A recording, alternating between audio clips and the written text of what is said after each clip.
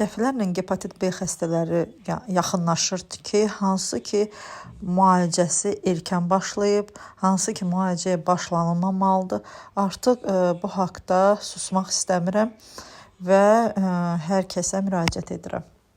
Məşhur xəstəxanaların birində analizində ALAT, ASAT və digər qaraciyər sınaqları normal olan, ümumi qan analizində heç bir dəyişiklik olmayan, gördüyünüz kimi AFP-si normal olub, fibroz dərəcəsi F0, F1 tam normal dəyərdə olub, hepatit B PCR miqdarı 649 olan xəstəyə antikavir müalicəsinə başlanılıb. Bu faktları nəzərə alaraq xəstələrin nəzərinə çatdırıram və bu cür müalicə təyin edən həkimlər.